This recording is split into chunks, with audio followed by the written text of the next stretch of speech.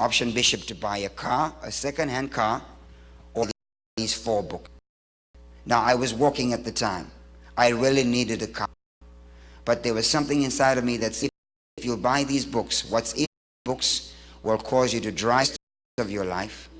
And if you buy this car, you'll be walking for the rest of your life. So I paid $2,000 for 4 books. And they've changed my life completely. From that point in 1980, I was on the road to becoming successful and wealthy. You need a financial plan. 3%, 2% goes towards, 3% must go towards your children's college. Especially when you start working, you're not married, you don't have kids, that's the time to put money towards children's higher learning. It becomes a part of your culture. So in actual fact, sisters and brothers, before you have paid your rent, before you've paid utilities, before you paid for food, before you paid for clothing, before you paid for anything, 35% of your money is already allocated. All you have is 65% of your money left. And we have proved that you can become wealthy on 65%.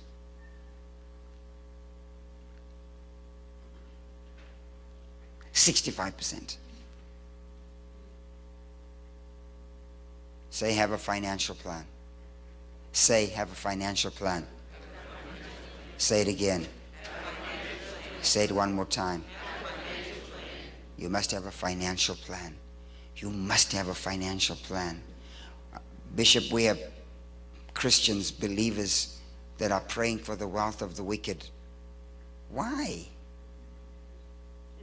Why? I mean, what you going to do with it? What's the plan? I mean, if you literally get $10 million today, what are you going to do with it? What's the plan? House, car, clothes. There's no plan. There's no plan. 1993, I'm flying from Amsterdam to Johannesburg. And that's before I started flying business class or first class. I used to fly coach, so I was upgraded. And I was so happy for the upgrade. I was sitting in seat number 3A. And so I heard the door closing and somebody stumbling on, and that person came sit next to me in seat 3B. That person was Sir Richard Branson. Richard Branson, the owner of Virgin Airlines. And that entire world, he came sit right next to me. I got such a shock. I mean, my heart dislodged.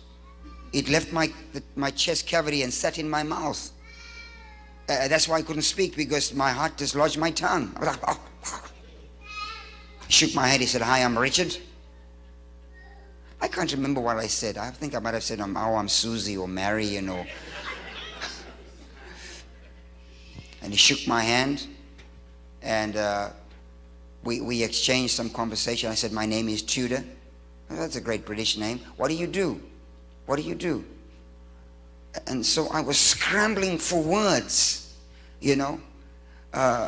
A preacher, teacher, philosopher, bookmaker. What are you? What are you? And even though I was coming from a conference and preaching a conference, I was struggling. I'm just being transparent. I was struggling with who I was. Because even though I was a preacher, I wasn't sure if I was effective.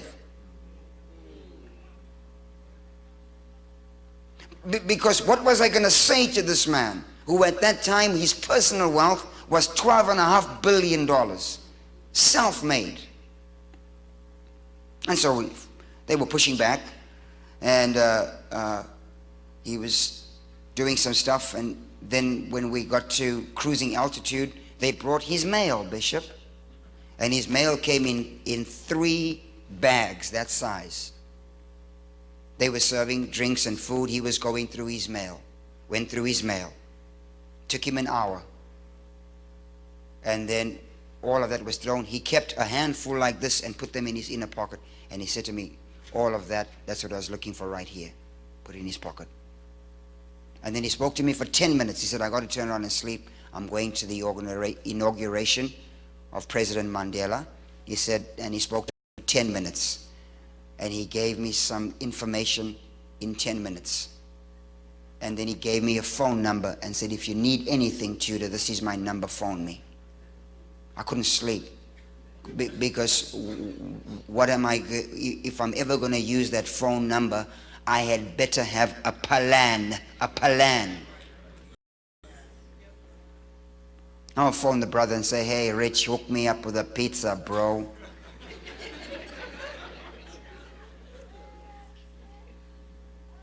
And I'll be extremely honest with you.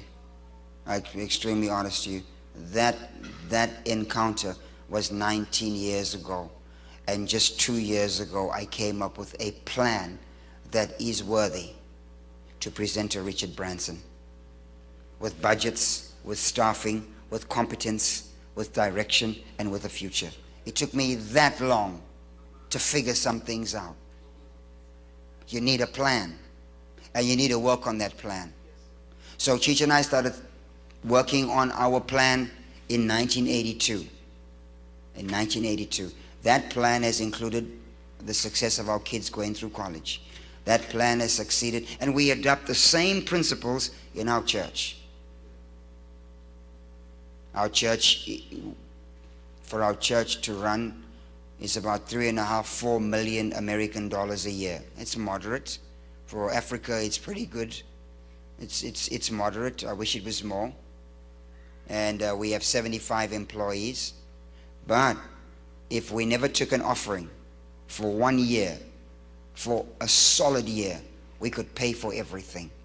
Because our financial plan as a church, everything we do to keep every light on, every missions program going, all of our travel and all of that, our financial reserve in cash is over a year deep.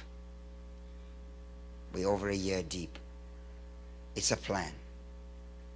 It's a plan. Tell somebody you need a financial plan.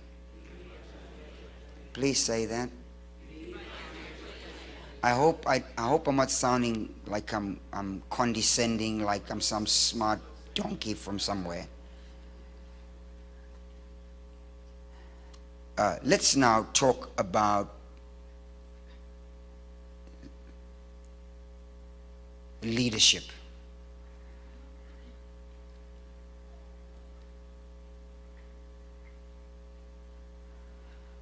There are 4 things about leadership that makes you a leader. The first one is the ability to see. What do you see? Because everybody's looking. What do you see? And so I was adamant that I hadn't been in this building. And because Bishop was trying to tell me in a very nice way that I'd not been here for a long time. But I was in this building for one service. Sister Posey was standing over there playing the horn. I remember that now. So I have been in that building. So, but since then, Bishop. Yes. But even when I came in last night, I was counting, basically looking at the chairs and seeing the choir and looking at the microphones and why, looking at the position of the cameras, the color scheme. I was looking at everything because I was making notes to take back to where we are. I do that with every building. Watching the way offerings are received, looking for the good, the bad, the ugly in terms of a system, not people. Looking for how people, you can usually tell a people by the expression on their face, whether they're being hammered, beaten to the ground, motivated, da. So I'm kind of like looking. I just say this publicly. I'm just concerned that Bishop Posey was praying for everybody. We got to preserve him. When I was in Korea, they don't even allow people to touch Dr. Cho's clothes because they want him to live 100 years old. They said even if you touch a person's clothes, you're taking life out of them. So it just depends how long you guys want your bishop here. So some of you have to up your game, put him on a chair, let him put his hands up, and you all pray for the people. Hallelujah, Bishop. I'm not even looking at you. Amen. I'm not even looking at you. I'm not even looking at you. Because you can't touch everybody. And you got people who are undisciplined who will come for prayer every week.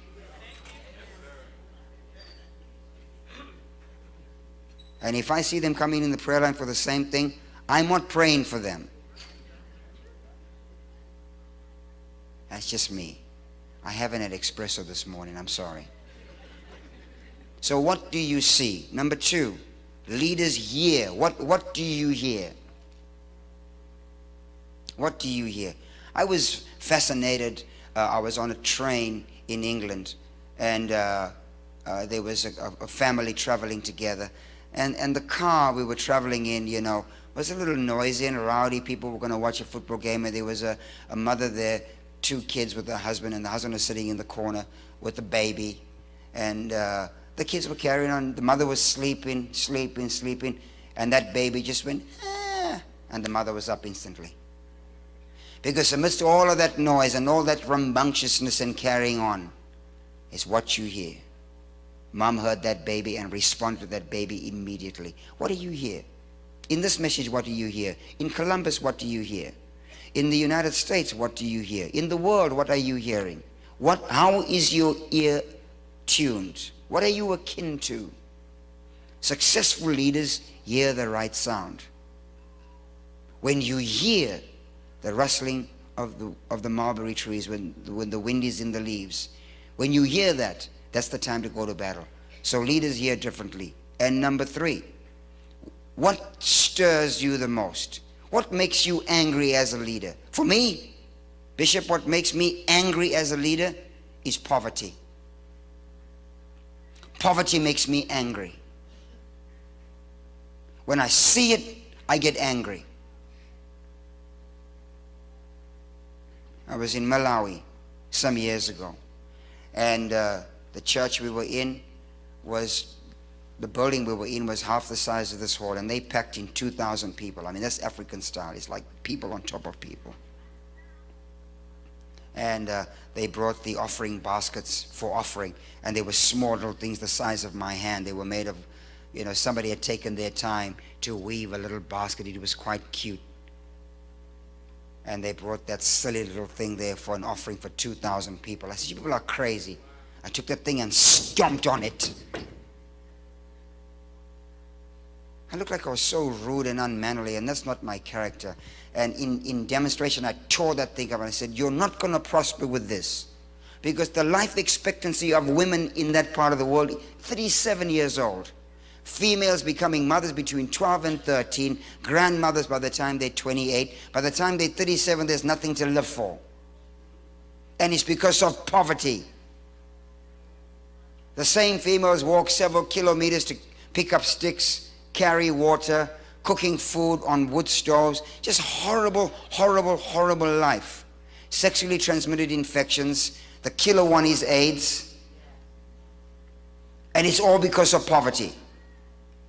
Education is free for women in Malawi, but hardly any of them go to school because poverty is the #1 killer, not AIDS, not malaria, not a lack of immunization, it's poverty. So poverty makes me angry. That's why we have constructs in our ministry to alleviate poverty. I was hoping Dr. Tendai would be here. He is working with a multi-million-dollar structure for empowering women in small business. You know why there's crime in our cities? It's poverty. It's poverty. You know why you got Flavor with all of that stuff in his mouth on TV? Because it's poverty. There's a group of people that are in poverty that empower that rubbish. Stuff you see on TV, this stuff, bootylicious, that's poverty.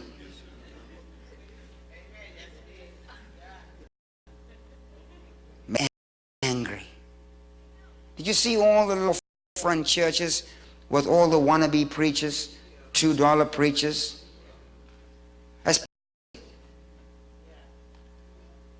It's poverty. They won't submit to a system, so they want to go start their own church to milk a handful of people who are stupid enough to go there. It's poverty. It's poverty. And it makes me angry. What stirs you? What stirs you? Number 4, every leader has a shift mechanism. A shift mechanism.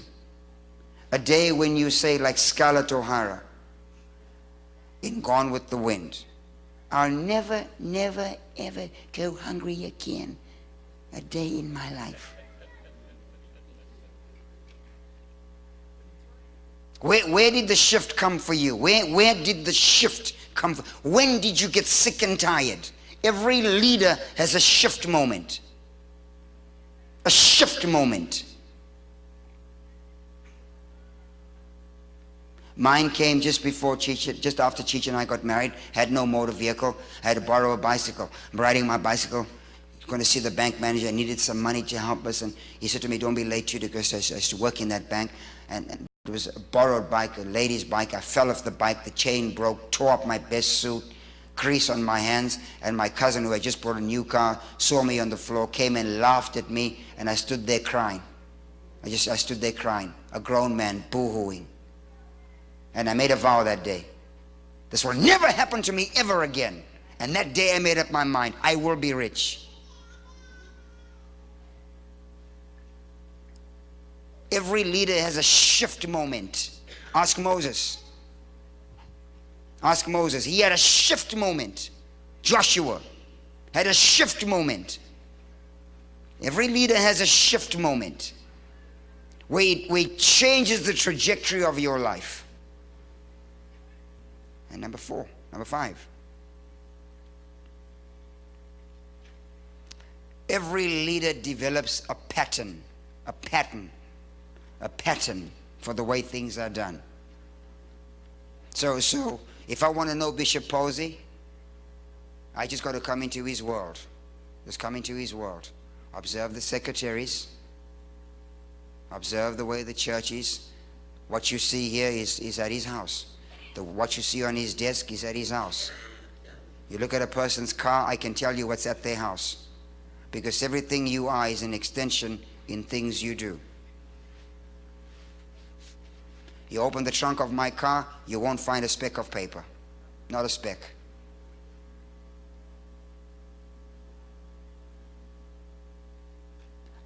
Sherry, I'm a naturally untidy person. I'm naturally untidy. If I open my suitcases to Posey, stuff just falls out everywhere without my permission. I'm just naturally untidy. I don't know why. Chichi is naturally tidy. She's a better person than me in more ways than one. And so, for me, I spend time, and it doesn't take long, son. I spend time with my wardrobe. My wardrobe is color-coded. I learned that from Chichi. Blue shirts here, purple shirts here, da-da-da-da-da. My shoes are placed in certain order. I'm a runner, and I have a ridiculous number of running shoes. I have 36 pairs of running shoes. And they are all different versions of orange for some reason.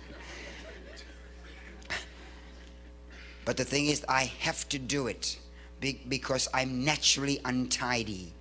I'm naturally disorderly. And so I've had to change my pattern. Every leader has a pattern.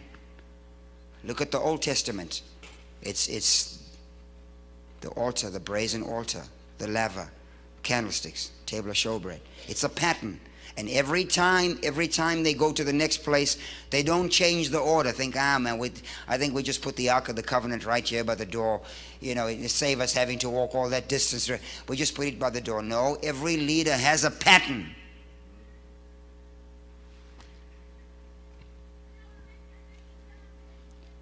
You don't have to, if you're a musician, you can be sitting with your eyes closed and you can hear a song come on and you can tell, oh, that's Stevie Wonder. Because there's a certain pattern he uses. You can tell Earth, Wind and Fire music. Or you can do your Donald Lawrence song. Because there's a certain pattern. Every leader has a pattern. I was watching the Leonardo da Vinci files the other day of what he was drawing in 1508, the human anatomy. And it's all within a pattern. And you can identify a Van Gogh painting, a Picasso painting, a Rembrandt. You can tell a Tchaikovsky piece. If you listen to Mendelssohn or Handel's Messiah, it's all a pattern. Strauss, his music, it's not like Mozart. It's all waltz, 3/4 tempo music, because every great leader has a pattern. That's true of leaders in Africa. You know, they all have a pattern. In our country, they don't want to leave. They just stay there forever. So what's your pattern? You have to develop that. Wow. Here are the 4 foundations of a leader. 4 foundations of a leader. And then I'll close with the finance side. The first foundation of a leader is belief. Beliefs. What do you believe? What are your core beliefs? What do you really believe? I'll just throw a few things out. What do you believe about, if you're a man, about women? That determines the way your world is run. What do you believe about money? What do you believe about race? What do you believe? Non-belief is a belief. You believe in nothing. What are your beliefs? What are your biblical beliefs? Number 2.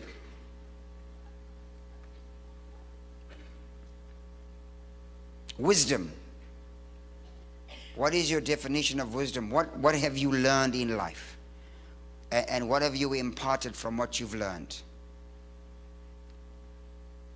Everybody has a level of wisdom. Jesus grew from a child in wisdom. The Bible says babes will confound the older folks because they are levels of wisdom. Number 3.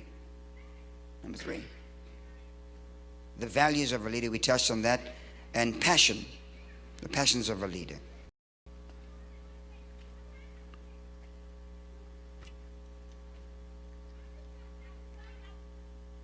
When you work with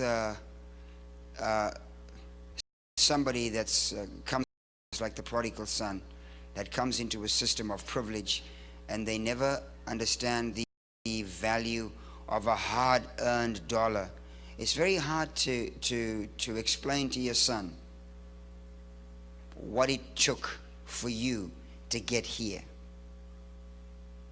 You see it in the neighborhoods, you know, toys in bicycle on the lawn, toys thrown everywhere.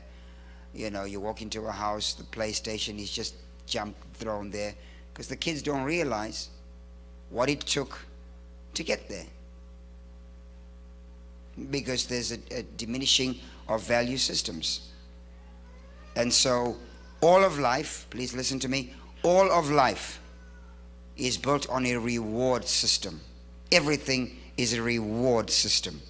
If you are faithful with a little, you get much. Faithful with another man's, you get your own. And so in the 21st century, the reward system is never really applied. And so people then get rewarded by going to jail, because they get paid for the wages of sin. It means you earned it, you're getting paid, is death. And so in our system, we have to set up a value system where there is a reward system. On the top of the reward system, in terms of your success as a person, the highest seed a person can sow is honor. There's no greater seed than the seed of honor. No greater seed. There is no greater seed than honor. And we live in a society that shows the most dishonor. I get personally a little horrified, you know, even in a country where you enjoy your freedoms, freedom of speech and expression and all that. But, you know, President Barack Obama right now, I mean, the networks are tearing him to shreds.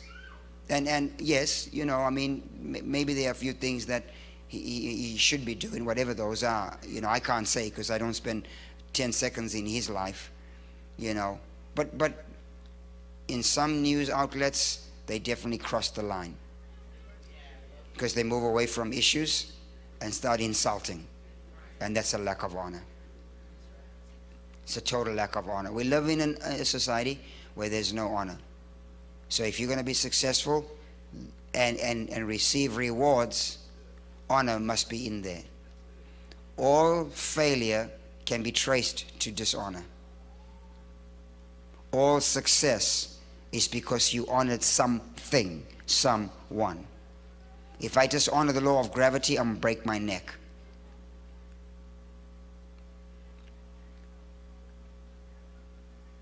So the greatest way to prosper is through honor.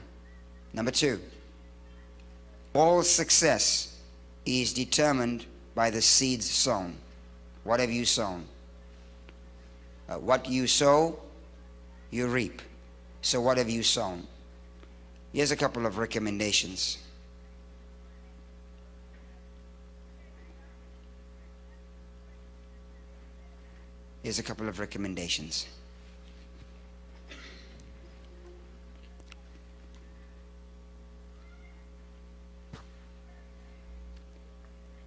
In our world, I'm talking about Africa now, there are individuals that are probably more gifted, more anointed than I am. And of course, I understand the grace component, that God has put a grace on my life. But there's one thing that I can attribute our rise in ministry to, and that's sowing, giving, sowing and reaping, sowing. You can't give what you don't have, at least initially. You have to, such as I have, give I thee. Such as I have, give I thee. So it's difficult to give something when you don't have it, but you can actually create things to have that you may not have. For example, you can give honor where honor is due. You can give honor. In one of his testimonies, Jimmy Swaggart said the challenge that he had after he fell, God spoke to him and said, because he as a leader dishonored a woman in his church, an old lady, that every single Sunday without fail she would breeze by his office with $2 for a cup of coffee. And he got to the stage that when he saw her coming, he got his armor bearers and stuff, said, just get rid of her. And God said, you honored somebody that I told to give you $2 for your coffee, and you dishonored her. So it works both ways. So the first thing you sow is honor. And respect and all that comes in that category. The second thing you sow is time. Everybody has time. You got November conference coming up. You got to serve somewhere. I don't want to come to Ohio in January and February. It's too cold. And November has its moments. But the thing is that the same people keep on serving. Give them a break. Give your time. Serve in some way. Make a pie. Well, some of you need to go buy one. Just buy one. Sow your time. Tell someone, sow your time. This comes long before sow money. Sow your time. Sow your time. Sow honor. Sow your time. Sow your time. Give some of those kids that are working in ministry a break. Say, look, I'll come work here today. Go and enjoy the service. I'll watch the children in children's ministry. Sow your time. Sow your time. Sow your time in the parking lot. Help park cars. And you'll be so grateful